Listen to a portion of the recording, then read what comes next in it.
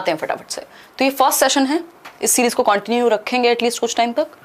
चलिए like share subscribe कर दीजिएगा अगर सेशन पसंद आए, हेल्प करेगा ही करेगा, है ना। बाकी पीडीएफ जो है इस सेशन की वो let's learn squad Telegram channel पे मिल जाएगी, या ये सारे लिंक्स भी आपको डिस्क्रिप्शन बॉक्स में मिल जाएंगे। यानी अगर हम बात करते हैं किसकी, इक्वालिटी एज अ गोल की, यानी हम समानता को एक उद्देश्य के रूप में अगर टारगेट करते हैं तो कैसे फुलफिल होगा ये आप बताएंगे देख करके, बाकी के ऑप्शंस पढ़ करके। अब एक और चीज जो टिप कह लीजिए, इस तरह के जो क्वेश्चंस है ना, यहाँ पे कई बार ऐसी प्रोबेबिलिटी बनेगी कि चीजें सही होंगी, वैसे भी सही होंगी, बट एग्जामिनर आंसर कोई और दे सकता है, क्योंकि आप 100% तो पेडागोजी में किसी चीज को काट ही नहीं सकते।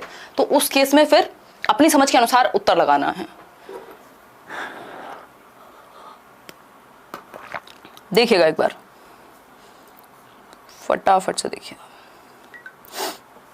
चलिए ए आंसर कर रहे हैं कई लोग, only 2।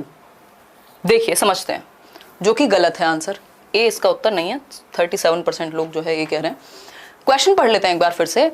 Equality as a goal, strategies adopted for it has focused on which of the following. अगर आप इक्वालिटी लाना चाहते हैं, गोल आपका इक्वालिटी है, तो किस चीज पे फोकस होना चाहिए ये पूछा है हमसे। देखिए थोड़ा सा ध्यान से समझने की कोशिश कीजिए, आ जाएगा समझ। अगर हम बात करते हैं इक्वालिटी एज अ गोल की, दोनों बातें सही हैं, गलती कहां लग रही है भाई? दोनों बातें सही हैं, गलत है क्या? अगर हम बात कर रहे हैं इक्वालिटी एज अ गोल की, तो हम कह सकते हैं neutralising text of any gendered reference, यानी किसी भी लिंग संबंधी संदर्भ के ग्रंथों को न्यूट्रलाइज करना, तटस्थ करना, बेअसर करना, मतलब जेंडर न्यूट्रलिटी लाना। आप किसी भी तरफ झुके हुए नहीं है, बैलेंस में है ना। जेंडर न्यूट्रल लैंग्वेज की हम बात करते हैं ना, कि कैमरा मैन की जगह कैमरा पर्सन यूज करो, मतलब आपका जो टेक्स्ट हैं, जो भी आप पढ़ा रहे हैं, उसमें भाषा ऐसी नहीं होनी चाहिए जो किसी एक जेंडर के प्रति झुकी हुई हो, अगर आप इक्वालिटी लाना चाहते हैं। बात तो ठीक है, क्या दिक्कत है ना। फिर आती है सेकेंड बात, sensitive portrayal of discrimination that girls और वुमेन फेस। ये बात भी सही है कि हम अपने सिलेबस में, करिकुलम में या दुनिया में चीजों को इस तरह से दिखाएं, संवेदनशील भाव से दिखाएं कि जो संवेदनशीलता हो डिस्क्रिमिनेशन के प्रति, महिलाओं के प्रति जो भेदभाव है उसके प्रति हम संवेदनशील होकर के बात करें, मजाक उड़ा करके नहीं। ठीक, तो 1 और 2 दोनों ही बातें सही हैं, यानी both 1 and 2 is the right answer. ठीक, हम ये नहीं कह सकते सिर्फ 2 ठीक है या सिर्फ 1 ठीक है, दूसरा गलत नहीं है ना। जब गलत नहीं है तो कैसे आप गलत ठहराएंगे? ठीक, तो D option is the right answer, ना कि ए। आगे बढ़ेंगे नेक्स्ट क्वेश्चन पे। नेक्स्ट क्वेश्चन क्या है? क्वेश्चन नंबर 2 देखिए एक बार। बाकी जिनका भी एग्जाम हुआ हो वो नीचे अपने व्यूज दे सकते हैं। Gender has primarily been viewed, यानी लिंग को कैसे देखा गया है मुख्य रूप से। आंसर कीजिएगा पोल में। राइट, लाइक शेयर भी करते रहिएगा खुशी खुशी, बहुत टाइम बाद ऐसे शुरू कर रहे हैं लाइव सेशन। अब 9:30 डेली मिलेंगे, बताइएगा फटाफट। अगर आप आज की डेट में ये चाहते हैं कि कोई आपको 100% क्वेश्चंस करा देगा और वो DT+ भी में आ जाएंगे, ऐसा है ही नहीं, है ना। वो पॉसिबिलिटी ही खत्म हो चुकी है।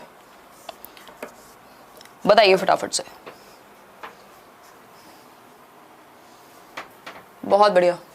तो अगर हम बात करें, बी कह रहे हैं कई लोग, समझते हैं। देखो, as concerning only girls and women a biological category, ऐसा माना गया है कि जेंडर मतलब वुमेन को या महिलाओं के ही कंसर्न में है, मतलब बायोलॉजिकल कैटेगरी है कि भाई उनको कुछ बायोलॉजिकल ड्यूटीज हैं जो निभानी है, कह सकते हैं।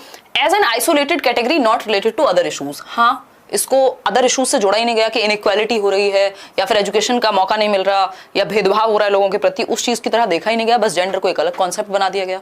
ये बात भी ठीक है। In terms of provision of equal facilities, ये भी एक मुद्दा रहा है जेंडर के बारे में। तो क्या कहेंगे, तीनों बातें सही हैं। और इस तरह के जो क्वेश्चंस होते हैं ना, वहां मैं हमेशा से ये बोला है, ऑल ऑफ द अबव वाला जो फंडा है ना, वो बहुत हद तक काम कर जाता है। यदि आप कंफ्यूज हैं तो आप, या फिर आपको श्योरिटी नहीं है, अगर श्योरिटी है तो फिर लगा दीजिए, अगर कंफ्यूजन है तो फिर बोथ की तरफ जाने की कोशिश कीजिए। 1, 2 और 3 तीनों सही है।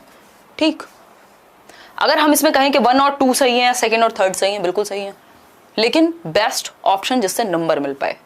ठीक है, आगे बढ़ेंगे नेक्स्ट क्वेश्चन की तरफ। नेक्स्ट क्वेश्चन क्या है हमारा? क्वेश्चन नंबर है 3। पढ़िएगा एक बार, क्वेश्चन नंबर 3 पढ़ेंगे। देखिए क्वेश्चन नंबर 3 क्या कहता है, which of the following is or are principles of growth and development, यानी कौन से जो हैं वो प्रिंसिपल्स हैं, सिद्धांत हैं वृद्धि और विकास के। फटाफट से बताइए। पहला ऑप्शन है आपका development never follows a pattern, यानी डेवलपमेंट का कोई पैटर्न नहीं होता। ये तो हमने जब 7-8 दिन की ऑफलाइन क्लास हुई थी, 3-3 घंटे की क्लासेस आपको मिली थी, वहां पे भी डिस्कस किया है भाई डेवलपमेंट का एक पैटर्न है।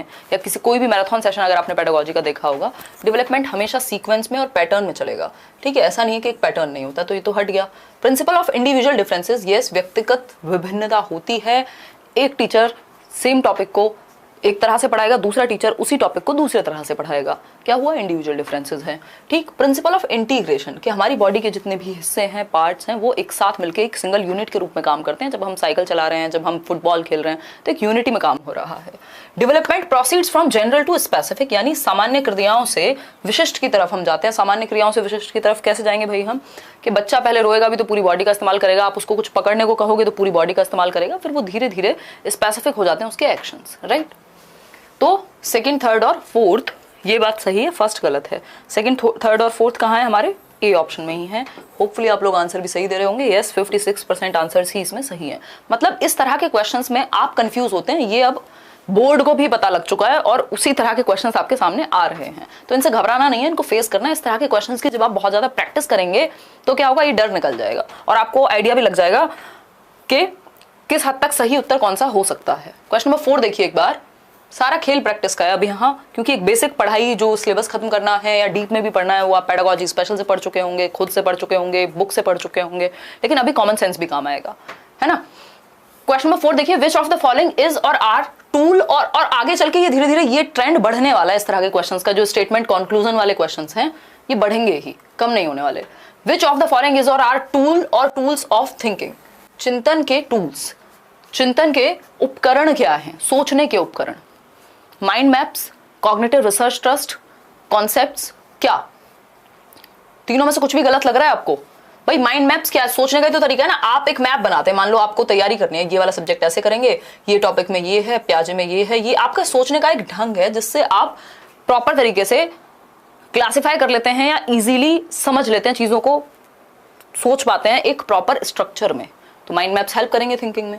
कॉग्निटिव रिसर्च ट्रस्ट, यानी CORT बोलते हैं। कॉग्निटिव रिसर्च ट्रस्ट क्या है कि आपकी हायर ऑर्डर थिंकिंग स्किल्स जो हैं उनको आप असेस कर पाएं, समझ पाएं, उन पे काम कर पाएं, तो बिल्कुल सही है। दिमाग लगेगा तो थिंकिंग ऑब्वियसली इसी में आ जाएगी। कॉन्सेप्ट्स भी कहां से संबंधित है? कॉन्सेप्ट्स बनते कैसे हैं? संप्रत्यय, मान लीजिए एक प्याजे का कॉन्सेप्ट है, उसमें भी तो थिंकिंग लगी होगी ना, समझने में, उसको बनाने में, तो तीनों ही बातें सही हैं। तो बोथ 1 और 2 नहीं भाई, बोथ का तो मतलब ही नहीं है, 1, 2 और 3 तीनों ही सही है। D option is the right answer, जो कि 62% लोग सही भी दे रहे हैं, राइट। आगे बढ़े, कोई दिक्कत परेशानी इस बात को समझने में है तो बताओ,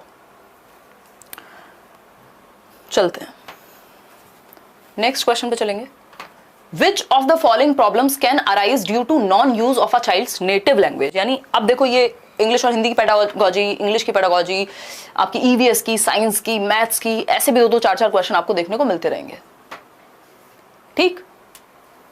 यस, 5th क्वेश्चन देखिएगा एक बार, फिर हम आगे बढ़ेंगे। मैं इतने कुछ कमेंट्स देख लूं, है ना। जो लोग डिस्टर्बेंस करते हैं, पढ़ाई नहीं करते हैं, new course for super TET में एडमिशन आई थिंक बंद हो गए। Thank you Ekta. एक दिन में एक पेपर तो करवा दो नीरज, एक दिन में एक पेपर नहीं, इस तरह के जो क्वेश्चंस हैं स्टेटमेंट वाले या जो जरूरी हैं उस तरह के क्वेश्चंस हम कम से कम करेंगे। यहाँ पे बात ये नहीं कितने नंबर ऑफ क्वेश्चन आपने पेपर से 2 दिन पहले कर लिए, बात ये कि जो जितने भी किए उनमें अंडरस्टैंडिंग आपकी बेहतर हुई या नहीं हुई, क्योंकि सेम क्वेश्चन तो जरूरी नहीं है देखने को मिले।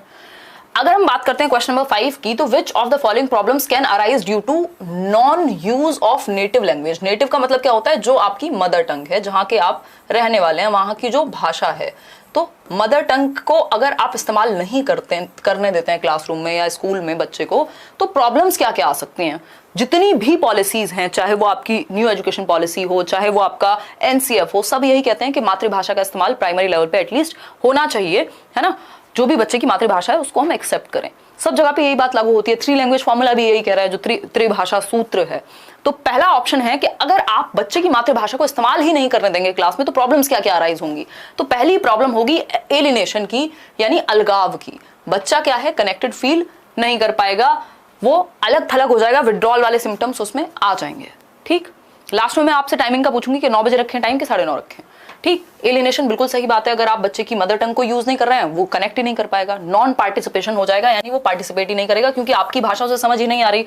घर पे बोली जाती थी हिंदी, स्कूल में बोली जाती है इंग्लिश, और आपकी भाषा ना उसे समझ में आती है ठीक से, और वो कॉन्फिडेंट भी फील नहीं करता अपनी बात को एक्सप्रेस करने में, तो वो पार्टिसिपेट ही नहीं करेगा, वो हाथ ही नहीं उठाएगा क्वेश्चन पे जब क्लास में कुछ पूछा जाएगा या उससे बात करने की कोशिश होगी। फिर है third, large scale drop out. अब ऐसा क्या होगा जब बच्चे को समझ में ही नहीं आ रहा है स्कूल में क्या चल रहा है और घर पे कुछ और है, उसको कुछ और आता है, कनेक्ट ही नहीं हो पा रहा कुछ, तो क्या होगा, स्कूल भी छोड़ेंगे बच्चे फिर, है ना, तो स्कूल भी छोड़ेंगे। ठीक,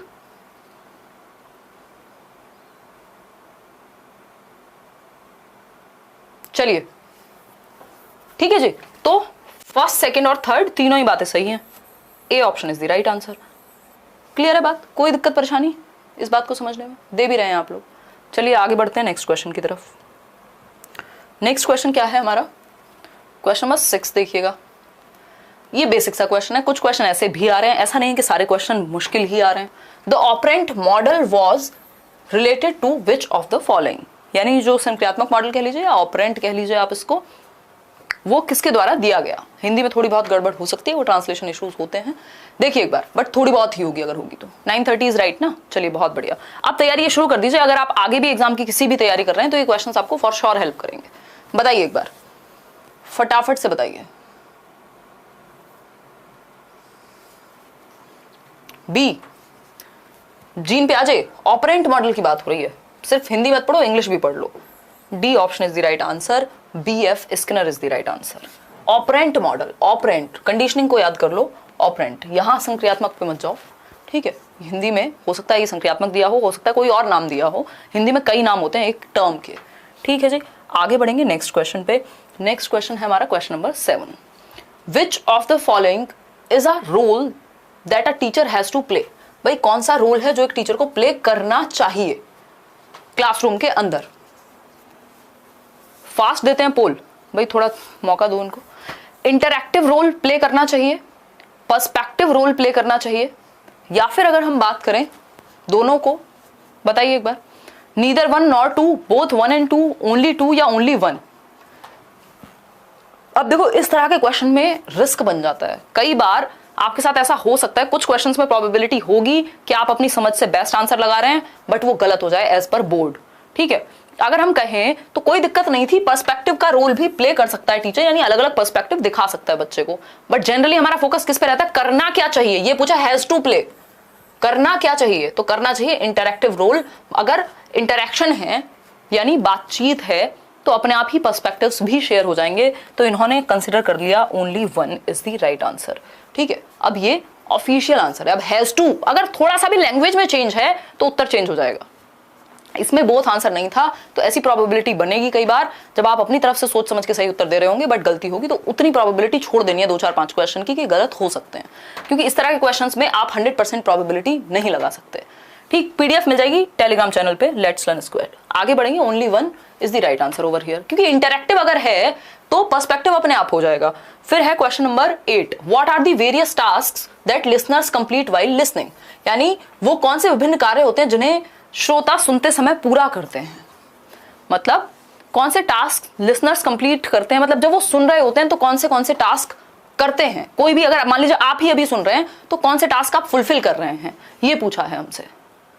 बताइए फटाफट से, तैयारी में जुट जाइए। अब सीटेट हो चुका है, रिजल्ट आ चुका है, मौके मिलेंगे, कम मिलें ज्यादा मिलें बट मिलेंगे, तो बेटर है कि आप तैयारी में जुट जाएं, ठीक है जी। चलिए आइए फटाफट से। ए कह रहे हैं 42% लोग, both 1 and 2, listen and mug up, कम से कम पढ़ तो लें हम। अगर दूसरा बिल्कुल ही नेगेटिव ऑप्शन है तो मैंने ऑल ऑफ द अबव कब कहा है, जब आपको नेगेटिव नहीं मिल रहा हो या थोड़ी कंफ्यूजन हो, है ना। अगर हमें क्लियरली पता है कि एक ऑप्शन नेगेटिव है तो उसको क्यों काउंट करेंगे। अगर रटने की बात हो रहा है, मगअप क्या होता है, घोट के पी जाना, बोलते हैं ना कई लोग, ये क्वेश्चन घोट के पी जाओ, तो वो रट्टा है ना। वो क्या है, गले लगाइए नहीं होगा, ये रटना होगा, ये ट्रांसलेशन मिस्टेक है, ठीक है, ठीक है। मगअप मतलब रोट, बिल्कुल रट्टा लगा लिया आपने, ठीक। तो रट्टा नहीं लगाना, सुनने वाले का जो काम है सुनते समय वो है सुनना और गैस करना कि आगे क्या बोलेंगे या क्या बोल रहे हैं, उसका मतलब क्या है, अनुमान लगाना। तो only D is the right answer, यानी only 1 is the right answer, जो कि 49% लोग दे रहे हैं। चलें आगे, कोई दिक्कत नहीं है इस क्वेश्चन को समझने में, बढ़ते हैं फटाफट से आगे बढ़ते हैं। नेक्स्ट क्वेश्चन है हमारा क्वेश्चन नंबर 9। क्वेश्चन नंबर 9 देखिए, which of the following is or are the basic concepts on John B Watson, यानी जॉन ब्रॉडस वॉटसन के बेसिक कॉन्सेप्ट्स कौन से हैं? फादर ऑफ बिहेवियरिज्म है जेबी वॉटसन, ये हम जानते हैं, व्यवहारवाद की बात करते हैं, एनवायरमेंट से कंडीशनिंग की बात करते हैं, तो कौन से बेसिक कॉन्सेप्ट्स हैं जो जेबी वॉटसन के यहाँ अप्लाई हो सकते हैं? ऑप्शंस पढ़िए, पहले 3 स्टेटमेंट पढ़िए और फिर उनके ऑप्शंस पढ़िए, ठीक है? फटाफट से आंसर कीजिए, फिर हम आगे बढ़ेंगे। फोन कौन कर रहा है? अच्छा, चलिए फटाफट बताइए। अब डेली क्लास रखेंगे, मतलब मैं कितने भी काम कर लूँ दुनिया के, अगर लेट्स लर्न पे लाइव नहीं कर पाती ना, मतलब मुझे बड़ा इनकम्प्लीट सा फील रहता है, जितने भी दिन हो जाए। मतलब अगर मुझे लगता है कि कोई एक चीज़ है जो नहीं कर रही हूँ मैं, मतलब ये ऐसी सी एक चीज़ है जो बहुत which is very close to my heart. देखिए, अच्छा लग रहा है आप लोगों से कनेक्ट करके। 9th का सी कह रहे हैं 41%, यानी एनवायरमेंटलिज्म, यानी पर्यावरणवाद का मतलब क्या हुआ? कंडीशनिंग। कंडीशनिंग कहाँ से होगी? पर्यावरण से ही होगी। आदत कहाँ से डलेगी? पर्यावरण में एक्टिविटी करवा के कंडीशनिंग होगी, ठीक? स्टडी ऑफ इमोशंस, हाँ 3 प्रकार के इमोशन दिए हैं इन्होंने, फियर, एंगर और लव, इन्होंने काम किया है। प्रैक्टिकल एप्लीकेशंस, जो दुनिया में इन्होंने कहा है कि आप मुझे 1 दर्जन बच्चे दो, मैं उनको कुछ भी बना सकता हूँ, चोर, डॉक्टर, सिपाही, जो आप चाहें, है ना? तो प्रैक्टिकल एप्लीकेशन उन्होंने की है। डर बच्चे में बिठाया है, उसको हटाने की बात हुई है। तो तीनों ही बातों को हम सिरे से नहीं नकार सकते। C option is the right answer over here. Clear है? आगे बढ़ेंगे, ठीक? लाइक शेयर भी करते रहेंगे खुशी खुशी। 3100 लोग हम जुड़ गए। देखिए 10th क्वेश्चन देखिए एक बार। 10th क्वेश्चन क्या कह रहा है? 10th क्वेश्चन हमारे सामने कह रहा है कि according to NCF 2005 which of the following is or are the objectives of teaching EVS, यानी ईवीएस पढ़ाने के उद्देश्य क्या हो सकते हैं एज पर एनसीएफ, जो कि एक डॉक्यूमेंट है, एक नेशनल करिकुलम फ्रेमवर्क है, राष्ट्रीय पाठ्यचर्या की रूपरेखा है, एनसीईआरटी के द्वारा दिया गया था, जिसमें अलग अलग विषयों के बारे में बात कही गई है कि इस विषय को ऐसे पढ़ाइए, इसको ऐसे पढ़ाइए, बच्चे को केंद्र में रखिए, एक्टिविटी कराइए, उसके भले के बारे में सोचिए, ये सारी चीजें हैं, ठीक? तो ईवीएस की अगर हम बात कर रहे हैं तो कौन से ऑब्जेक्टिव्स एनसीएफ के अनुसार सही होंगे? पहला ऑप्शन है to develop an awareness about environmental issues, यानी पर्यावरणीय मुद्दों के बारे में बच्चों के बीच जागरूकता लाना कि आप पॉल्यूशन फैला रहे हैं। अगर आप एक इंसान घर से जो है एक पर्सनल व्हीकल लेकर के, प्राइवेट व्हीकल लेकर निकलता है, या फिर अगर हम इलेक्ट्रिसिटी ऑन छोड़ दे रहे हैं, या फिर हम और इस तरह की चीजें कर रहे हैं, कूड़ा फैला रहे हैं बाहर, तो इससे पर्यावरण के मुद्दे जो हैं बच्चा उनके प्रति अवेयर होगा यदि आप वो डिस्कस करेंगे, तो ये बात तो ठीक है।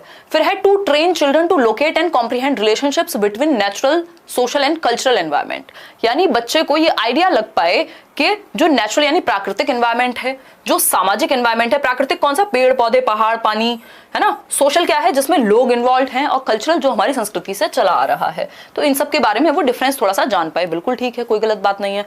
फिर आता है, क्योंकि ये भी तो एनवायरनमेंट का हिस्सा हुए ना, फिर आता है C to nurture the curiosity and creativity of the child particularly in relation to the natural environment, यानी हम बच्चे के अंदर की जो जिज्ञासा है और जो रचनात्मकता है उसको क्या कर पाए?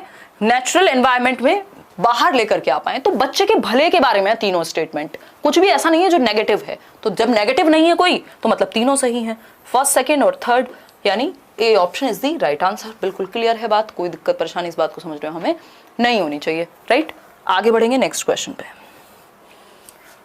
क्वेश्चन नंबर 11 देखिए एक बार। Which of the following criteria are met by the Kohlberg's stages of moral development, यानी कोहलबर्ग की जो मॉरल डेवलपमेंट की स्टेजेस हैं, कौन सा क्राइटेरिया मैट होता है उनके अनुसार, यानी कोहलबर्ग की थियोरी के अनुसार कौन सी एक बात सही है? सिंपल शब्दों में यही कहा गया है, ठीक है? अगर हम बात करते हैं तो कह सकते हैं स्ट्रक्चर्ड होल्स, यानी एक स्ट्रक्चर बनाया गया है एज अ होल। अब डायरेक्टली तो बात ऐसी नहीं होती है कोहलबर्ग की थियोरी में, अगर इस वर्ड को हम देखें तो ये कहीं गेस्टाल्ट में जाके फिट होगा, बट हम कह सकते हैं कि ऑप्शन में है और हमें उत्तर उसके अनुसार लगाना है, ठीक? क्वालिटेटिव डिफरेंसेस, यानी गुणात्मकता में अंतर होता है सोच में, बिल्कुल सही बात है। फिर आएगा इनवेरिएंट सीक्वेंस, यानी सीक्वेंस को आप नहीं बदल सकते, जो 6 स्टेजेस हैं वो अपने सीक्वेंस में रहेंगी, बिल्कुल बात सही है, ये दोनों 100% सही है।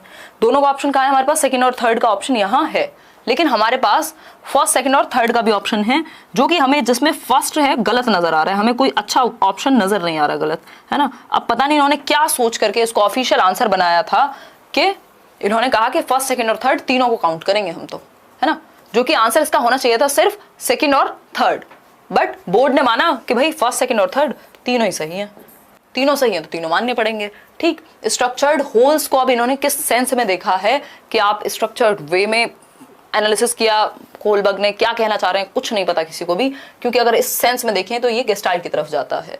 तो मेरे अनुसार इसका आंसर सेकंड थर्ड होना चाहिए था, लेकिन आंसर इन्होंने फर्स्ट सेकंड और थर्ड दिया है, तो कुछ क्वेश्चन में रिस्क रहेगा, इस बात में कोई भी दो राय नहीं है। आगे बढ़ेंगे नेक्स्ट क्वेश्चन की तरफ। नेक्स्ट क्वेश्चन क्या है हमारा, क्वेश्चन नंबर है 12। Which of the following processes are involved in problem solving, यानी समस्या समाधान में कौन सी प्रोसेसेस या प्रक्रियाएं शामिल होती हैं। समस्या समाधान में कौन सी प्रक्रियाएं शामिल होती हैं ये पूछा है। कंपेयर करना, इन्फरिंग, कंपेयर करना मतलब तुलना करना दो चीज़ों के बीच में कि ये सॉल्यूशन बेटर है या ये बेटर है, इसको ऐसे सॉल्व करूं या ऐसे सॉल्व करूं। फिर नेक्स्ट चीज़ है आपकी इन्फरिंग यानी अनुमान लगाना। फिर है classification of objects and data, यानी आप ऑब्जेक्ट्स और डेटा को क्लासीफाई कर पाएं, आप विभाजित कर पाएं कि जो भी आपके पास डेटा है उसको अलग अलग कैटेगरी में बांट पाएं। यूजिंग ट्रायल एंड एरर, अगर एक तरीका काम नहीं किया दूसरा, दूसरा काम नहीं किया तीसरा, गलतियों से सीखा, ट्रायल एंड एरर। तो प्रॉब्लम सॉल्विंग में ये सभी चीज़ें इन्वॉल्व होती हैं, यानी समस्या समाधान में हम चारों ही तरीकों का इस्तेमाल प्यार से कर सकते हैं। ऐसा ऑप्शन हमारे पास है B option, first second and third fourth. B option is the right answer. कल जितने भी लोगों का एग्जाम है T2+B का, मिलते हैं नोएडा सेक्टर 62, अभी जगह डिसाइडेड नहीं है बट 62 के किसी सेंटर पे मिलेंगे दोपहर में। चलिए आगे बढ़ते हैं, क्वेश्चन नंबर 13। ये एक सरप्राइज होगा इसलिए अभी ज़्यादा प्लानिंग नहीं है, और संडे को तो हम मिल ही रहे हैं। इन डिफरेंट लैंग्वेजेस यानी अलग अलग भाषाओं में the number of consonants vary from 8 to 10 to what, यानी कॉन्सोनेंट्स की बात हो रही है, व्यंजन की बात हो रही है, तो कितने नंबर ऑफ व्यंजन होते हैं, व्यंजनों की संख्या कितनी होती है विभिन्न भाषाओं में। 8-10 से लेकर के कितने तक व्यंजन की संख्या मिलेगी अलग अलग भाषाओं में। यानी मान लीजिए इंग्लिश की हम बात करें तो हमें पता है 5 वॉवेल हैं, ठीक, बाकी के 21 हमारे कॉन्सोनेंट हैं। तो उस तरह से अगर हम देखें 8-10 से लेकर के कॉन्सोनेंट की संख्या कितने तक हो सकती है अलग अलग भाषाओं में, तो ये एक जेनरिक क्वेश्चन है जो आपके सामने प्रस्तुत कर दिया गया है, इसीलिए मैंने इसको शामिल किया है कि थोड़ा सा डिफरेंट क्वेश्चन आपको पता होने चाहिए। इस तरह के जेनरिक क्वेश्चंस भी कुछ भी पूछा जा सकता है, ठीक है। अगर हम देखते हैं इस सेंस में तो आंसर होगा इसका ए ऑप्शन, जो कि 55% लोग दे भी रहे हैं, 40 से 50। 8-10 से लेकर के 40 से 50 तक कॉन्सोनेंट आपके व्यंजन पाए जा सकते हैं। इंग्लिश की बात नहीं हो रही है, ओवरऑल डिफरेंट लैंग्वेजेस की बात हो रही है। आगे बढ़ेंगे नेक्स्ट क्वेश्चन पे।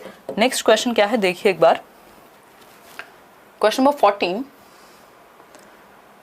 Question number 14, which of the following is or are the problems in teaching and learning of mathematics. ये मैथ्स की पेडागोजी का क्वेश्चन हो गया। भाई गणित पढ़ाते समय टीचिंग लर्निंग में क्या समस्या सामने आ सकती है। पहला है क्रूड असेसमेंट। क्रूड असेसमेंट क्या होता है उस पर चर्चा बाद में करेंगे, पहले आप उत्तर दीजिए।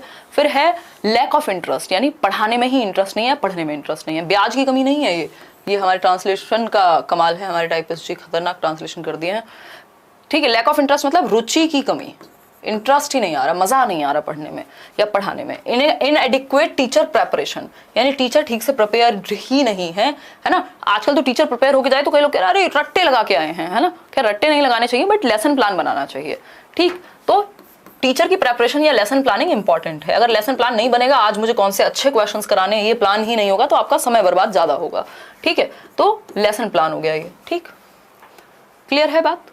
तो अगर हम बात करते हैं लेसन प्लान की, अगर इनएडिक्वेट है, ठीक से है ही नहीं, तो ये तीनों ही बातें बिल्कुल सही हैं। ये प्रॉब्लम बनेंगी मैथमेटिक्स को पढ़ने और पढ़ाने में, ठीक, सीखने और सिखाने में। तो C option is the right answer. उत्तर हो गया सी ऑप्शन। कितने लोग सही आंसर दे रहे थे? 56%। चलिए बहुत बढ़िया, ठीक है जी, क्लियर है बात, कोई दिक्कत परेशानी नहीं होनी चाहिए। है तो मुझे बताओ, कमेंट्स में बता देना। आज कमेंट्स पढ़ूंगी मैं, बहुत दिन के बाद हमने चैनल पे पढ़ाई शुरू की है इस सेंस में, ठीक है। बाकी तो बहुत कुछ ऑलरेडी है अगर आप देखते हैं तो। क्वेश्चन नंबर 15 देखिए, which of the following is or are the examples of inductive references. Inductive समझते हैं हम, आगमनात्मक संदर्भ में कौन से उदाहरण सही हैं साइंस पढ़ाने के लिए। अब देख रहे हो सभी सब्जेक्ट्स की पेडागोजी हमने इसमें ऑलमोस्ट कवर कर ली है, यानी विज्ञान अगर आप पढ़ा रहे हैं तो किस तरह के उदाहरण ठीक हैं, और बताइए। there are lots of channels running revision marathons right now, but the questions you are practicing are so bang on. There are the actual type of questions coming in the PRT exam, right? ठीक, या जो भी आपका नाम है, कोशिश तो ये रहती है कि काम की चीज़ें करें, अदरवाइज भीड़ की कमी बिल्कुल भी नहीं है, क्वालिटी की थोड़ी सी हो सकती है ना। चलिए खैर, और मैंने इतनी सारी मैराथन ऑलरेडी ली हुई थी, लेनी थी, बट कुछ रीजंस की वजह से, हाँ बहुत बढ़िया। कोई कह रहा है मेरे दोनों पेपर हो गए तब प्रैक्टिस करा रहे हो, I was waiting for this. अब क्या फायदा, आई अंडरस्टैंड एकता, बट जिनका है उनको हेल्प हो जाएगी, यही मान लो, है ना। देखो एक बार अगर हम बात करते हैं फर्स्ट ऑप्शन की, तो when we drop a diary it falls down. Science पढ़ाने के लिए इंडक्टिव तरीका, इंडक्टिव क्या होता है, पहले हम एग्जाम्पल्स देते हैं, पहले हम उदाहरण प्रस्तुत करते हैं। बाकी आई एम सो सॉरी जिन लोग के एग्जाम निकल चुके हैं, आगे की तैयारी करेंगे, ठीक। When we drop a diary it falls down, यानी जब हम एक डायरी को ड्रॉप करते हैं, यानी एक पेन को भी अगर मैं ड्रॉप करूंगी तो ये नीचे गिर जाएगा, तो ये क्या है, एग्जाम्पल है। फिर इससे हम रूल बताएंगे कि इसका रीजन क्या है, ग्रेविटी है, क्या है। Water flows down the slope, जो वाटर है वो भी नीचे की तरफ बहता है, अगर स्लोप है तो उस पर नीचे की तरफ बहेगा, ऊपर की तरफ नहीं जाएगा, तो ग्रेविटी है। बाद में बताएंगे, पहले एग्जाम्पल प्रस्तुत कर रहे हैं, बाद में डेफिनेशन देंगे हम, ठीक है। अ flower from a plant is attracted by the earth, जो फ्लावर है वो अट्रैक्शन किससे है, अर्थ से है। तो इन तीनों स्टेटमेंट से दिखा करके, इन एग्जाम्पल से जो कि स्पेसिफिक है, हम एक जनरल डेफिनेशन प्रस्तुत करेंगे। तो एग्जाम्पल 2 रूल जाया जाता है इंडक्टिव मेथड में, तो ये बात सही है, तीनों ही इंडक्टिव का उदाहरण बन सकते हैं। First, second and third is the right answer, A option सही है, बिल्कुल कोई दिक्कत परेशानी इस बात को समझने में नहीं हो रही है। आगे बढ़ेंगे क्वेश्चन नंबर 16 पे। क्वेश्चन नंबर 16 देखिए, which of the following statement regarding learning by doing और पार्टिसिपेशन इज करेक्ट, यानी कि करके सीखने के अनुसार कौन सी एक बात सही है। पहला है it promote self learning and self assessment, यानी ये खुद से सीखने और खुद के ही आकलन करने में मदद करता है। क्या, लर्निंग बाय डूइंग, करके सीखना जो है, यानी जहां बच्चा एक्टिव पार्टिसिपेशन में होगा, सक्रिय होगा, वहां वो खुद से ही सीखेगा और खुद का असेसमेंट भी कर पाएगा, ये प्रमोट होगी, ये चीज बात तो सही है। सेकेंड है it gives real experience of solving real life problems, जब आप कुछ करके सीखते हैं एक्चुअल में प्रैक्टिकली, तो क्या होगा, रियल लाइफ एक्सपीरियंस आपको मिलेगा। बिल्कुल बात ठीक है, कोई दिक्कत नहीं है इस बात को समझने में। फिर है it is a way of combining thinking and reasoning with the practical act of manipulating objects for solving a problem, यानी ये एक वे है, कंबाइन करते हैं जिसमें हम थिंकिंग और रीजनिंग को, यानी चिंतन और तर्क दोनों का इस्तेमाल करके प्रैक्टिकल एक्ट निकालते हैं जिसमें हम एक्चुअल प्रॉब्लम को सॉल्व करेंगे। तो तीनों में से कोई भी बात मुझे तो बुरी नहीं लग रही है, आपको भी नहीं लग रही है शायद, तो डी ऑप्शन आप लोग कह रहे हैं फर्स्ट, सेकंड और third is the right answer, D option सही हो गया यहाँ पे। आगे बढ़ेंगे नेक्स्ट क्वेश्चन की तरफ। नेक्स्ट क्वेश्चन क्या है हमारा, क्वेश्चन नंबर है 17। 3 क्वेश्चन और रहते हैं, फिर हम सीटेट के बैच की डिटेल्स भी डिस्कस करेंगे और आपके डाउट्स भी। अकॉर्डिंग टू लेव वाइगोस्की के अनुसार, through which of the following stages does a child progresses in developing language function, यानी वाइगोस्की के अनुसार निम्नलिखित में से किस अवस्था में बच्चा विकासशील भाषा के कार्यों में प्रगति करता है। यानी लैंग्वेज की अगर हम बात करें तो वो कैसे डेवलप करेगा, उसकी जो स्टेजेस हैं लैंग्वेजेस की, या अगर हम बात करें लैंग्वेज के थ्रू सीखने को, वो किन किन स्टेजेस के थ्रू गुजरेगा। पहला है ईगोसेंट्रिक स्पीच, दूसरा ऑप्शन है सोशल स्पीच, तीसरा ऑप्शन है इनर स्पीच। इस तरह का क्वेश्चन इस बार भी आ रहा है, जिन लोगों से मेरी बात हुई है ना, जो मेल आए हैं। बात है सोशल स्पीच, इनर स्पीच, दोनों की बात किसने की हुई है, वाइगोस्की ने की हुई है। हालांकि साइलेंट इनर स्पीच की वो बात करते हैं अगर एग्जैक्टली बात की जाए। ईगोसेंट्रिक स्पीच को वाइगोस्की ने प्राइवेट स्पीच कहा है, ठीक है। इनिशियली ये जो डॉक्यूमेंट्स में भी अगर आप जाएंगे समझेंगे इस चीज को, ईगोसेंट्रिक जो वर्ड है इसको यूज प्याजे करते हैं, ठीक है। बात ये है कि ये इन्होंने कॉन्टेक्स्ट चेंज कर दिया, जिस तरह से इन्होंने क्वेश्चन देना शुरू किया, इन्होंने कॉन्टेक्स्ट चेंज कर दिया, क्योंकि उसी ईगोसेंट्रिक स्पीच को प्राइवेट स्पीच का नाम कौन दे रहे हैं, वाइगोस्की दे रहे हैं, जो कि बाद में आई थिंक उन्होंने बात की, ठीक। तो वो प्राइवेट स्पीच ईगोसेंट्रिक से अलग नहीं है, बस फर्क इतना है कि वाइगोस्की कह रहे हैं कि भाई प्राइवेट स्पीच क्या है, इंपॉर्टेंट है, यूज में काम आती है, लैंग्वेज डेवलपमेंट में काम आती है, वहीं प्याजे कहते हैं कि बहुत ज्यादा यूज की नहीं है, ठीक। तो इतना ही अंतर है। तो उस सेंस में देखा जाए तो इन्होंने कहा कि भाई तीनों को ही हम सही मानेंगे, ईगोसेंट्रिक स्पीच को हम प्याजे से भी जोड़ देंगे, हम वाइगोस्की से भी जोड़ देंगे, तो जो ऑप्शन में हो लगा के आ जाना है, ठीक। ऐसी सी स्थिति सिर्फ D+B में है, ये इन्होंने कंफ्यूजन क्रिएट प्रॉपर की है, ठीक है। D option is the right answer. Question number 18 देखिए, विच, अब इसका मतलब ये नहीं है कि प्राइवेट स्पीच जो ईगोसेंट्रिक स्पीच वाइगोस्की ने बना दी है ना, समझ पा रहे हो फर्क।